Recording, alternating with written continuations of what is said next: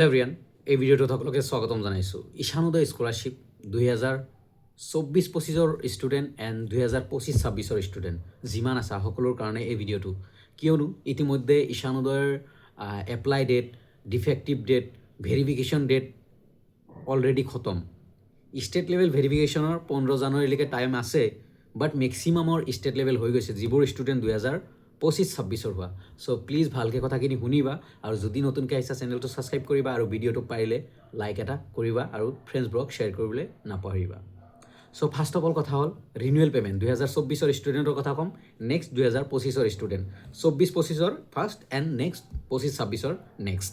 Okay, 2024-25 যিবোৰ student select হৈছা ইতিমধ্যে তোমালোকে ফাৰ্ষ্ট পে'মেণ্ট পাইছা অক্টোবৰত, কিছুমানৰ লেট হৈছে, নৱেম্বৰত পাইছে, কিছুমানৰ ডিচেম্বৰো পাইছে, কিছুমানে অলপ লেট হৈছে, বেংকৰ চিট নাছিল, কিবা প্ৰব্লেম আছিলে, বাট পে'মেণ্ট পাইছে।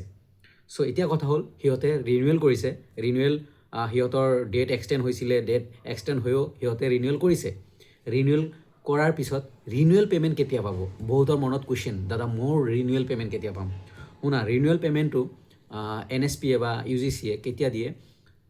যেতিয়া ডেটটো খতম হৈ যায়। ছাপ'জ এতিয়া ডেট খতম হৈ গৈছে, এপ্লাই ডেট খতম হৈ গৈছে, ইনষ্টিটিউট লেভেল খতম হৈ গৈছে, বাট যদি ঈশানোদয় তাতে চেক কৰা ষ্টেট লেভেল বা মিনিষ্ট্ৰী লেভেলৰ যিটো ভেৰিফিকেশ্যন সেইটো 15 জানুৱাৰীলৈকে আছে।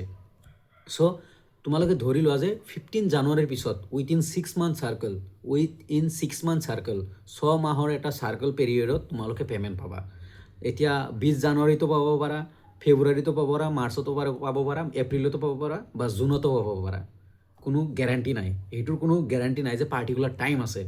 বাট জেনেৰেলি মই যিমানখিনি এনালাইচিছ কৰিছোঁ বা যিবোৰ ষ্টুডেণ্ট আগতে পাইছে, সিহঁতৰ ৰিনিউৱেল পে'মেণ্ট মষ্ট প্ৰবাবলি মাৰ্চ এপ্ৰিলত দিছে, কেতিয়াবা জানুৱাৰীত দিছে, এনেকুৱা নহয় যে জানুৱাৰীত দিয়া নাই, কেতিয়াবা দিছে, but most probably maximum time March to April ৰিনিউৱেলৰ পে'মেণ্ট।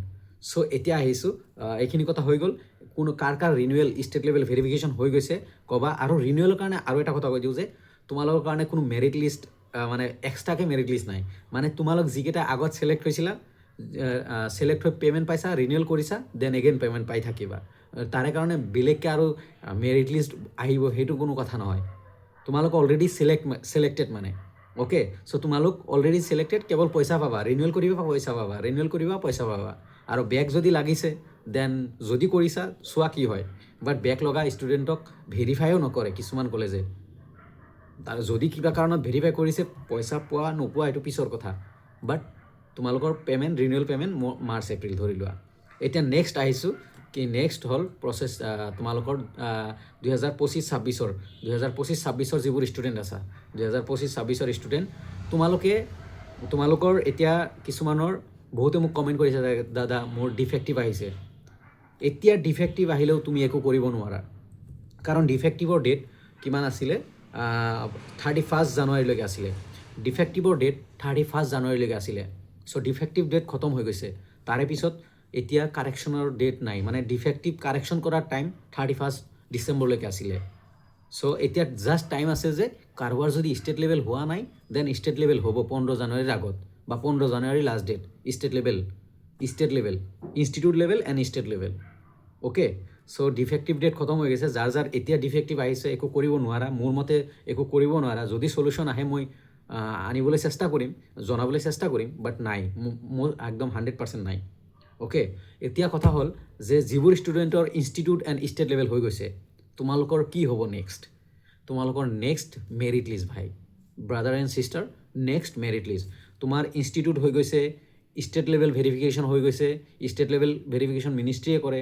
এতিয়া তোমালোকৰ নেক্সট মেৰিট লিষ্ট, নেক্সট প্ৰচেছটো হ'ল মেৰিট লিষ্ট। তোমালোকৰ মেৰিট লিষ্ট কেতিয়া হ'ব? জেনেৰেলি জুলাই আগষ্টত তোমালোকৰ মেৰিট লিষ্ট ওলাই যায়। জুলাই আগষ্ট, কেতিয়াবা ছেপ্টেম্বৰো পাই যায়, মানে ছেপ্টেম্বৰ মান্থো আহি যায়।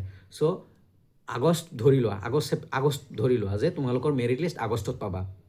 তাৰপিছত মেৰিট লিষ্ট কি, এতিয়া কেনেকৈ ছিলেক্ট কৰে? মেৰিট লিষ্ট আৰ্টছ আৰু কমাৰ্চৰ ষ্টুডেণ্টখিনি মিলি 5000 ষ্টুডেণ্ট ছিলেক্ট কৰে, এণ্ড ছায়েন্সৰ যিখিনি আছে, ছায়েন্স, তাৰপিছত মেডিকেল এণ্ড ইঞ্জিনিয়াৰিং, সিহঁতৰ মিলি 5000 ষ্টুডেণ্ট ছিলেক্ট কৰে। ভালকৈ কথাখিনি শুনিবা। আৰ্টছৰ 5,000 ছায়েন্সৰ 5,000 বাট ছায়েন্সত MBBSৰ টেকনিকেল যিমানখিনি আছে ইঞ্জিনিয়াৰিং চব আহিব আৰু আৰ্টছত commerce and arts so' 5,000 select হ'ব আৰু সেইটো মেৰিট একদম টোটেলি অনেষ্ট কথা কওঁ মেৰিট বেচিছত হয় বাট তাতে ইনকামো মেটাৰ কৰে কেতিয়াবা তাতে কাষ্টও মেটাৰ কৰে আৰু লাষ্ট ইয়াৰ মই 2025ত এই বস্তুটো কল ৰেকৰ্ডিং মানে মই শুনাই দিছিলোঁ কল ৰেকৰ্ডিং মানে NSPত কল কৰি শুনিছিলোঁ যে কাষ্ট মেটাৰ সিহঁতে নিজে মুখে কৈছে যে কাষ্ট মেটাৰ কৰে কেতিয়াবা বাট most probably তোমালোকৰ মেৰিট বেচিছত হ'ব মিনছ তোমাৰ পাৰ্চেণ্টেজ ফাৰ্ষ্ট তোমাৰ পাৰ্চেণ্টেজ সিহঁতে ভেৰিফাই কৰিব পাৰ্চেণ্টেজ তাৰে পিছত ইফাল সিফাল তোমাৰ কাষ্ট নাইবা তোমাৰ ঘৰৰ ইনকাম আৰু এটা বস্তু ঘৰৰ ইনকাম যিমান কম হয় সিমান ভাল বাট ধৰি লোৱা একদম পূৰা খাটাং কথা যে তোমাৰ পাৰ্চেণ্টেজ যিমান পাৰ্চেণ্টেজ হাই হ'ব সিমান মানে চান্স বেছি এতিয়া